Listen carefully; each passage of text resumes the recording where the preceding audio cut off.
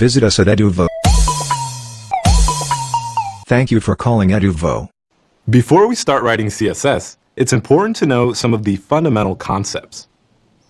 One of the most fundamental concepts of CSS is knowing how the cascade works.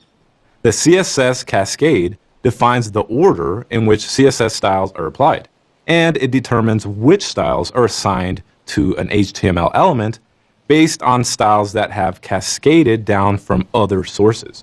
It's what allows us to define styles and keep them consistent throughout a website without having to repeat them in our code. There are three main steps that the cascade follows to determine which properties are assigned to an element: importance, specificity, and source order. Importance depends on the origin of the style sheet, which can come from different sources. One of those sources is the user agent style sheet, which is the CSS a browser applies by default. Each browser has its own user agent style sheet, and this is why there are some visual differences when viewing a web page on different browsers. Another source is the user style sheet, which contains styles set by a user.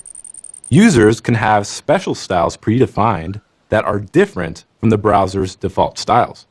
These are oftentimes used for accessibility, for people with special needs who, for example, need larger font sizes, specific colors, or contrast. The third source is the author style sheet, which contains the CSS we create to style the HTML page. By default, the CSS and author style sheets have more importance than user agent and user style sheets. Once the cascade decides the importance of a CSS property, the next step assigns the specificity. Specificity determines which CSS styles are applied by the browser. So for example, if two selectors match the same element, the one with the highest specificity takes precedence. Once you're familiar with how specificity works, it can save you time customizing and troubleshooting your CSS. We'll get more in depth with specificity in later videos. The final step the cascade does is determine the source order of a style sheet. The source order is important because the cascade assigns a priority to CSS styles based on what order they appear.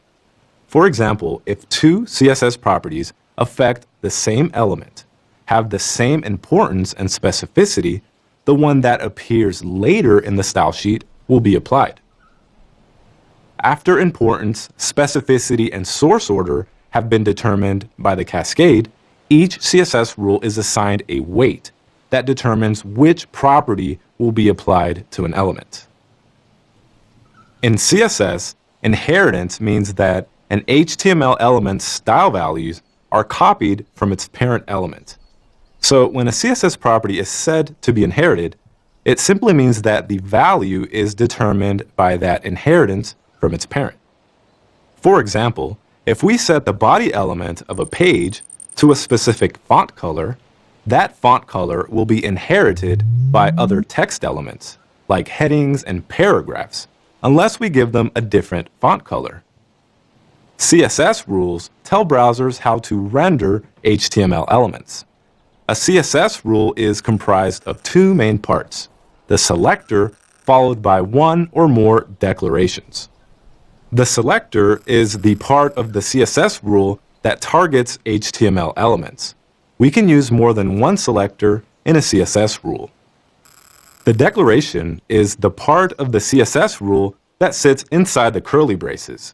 One CSS declaration consists of a property name, which indicates the part of the element we want to change, followed by that property's value.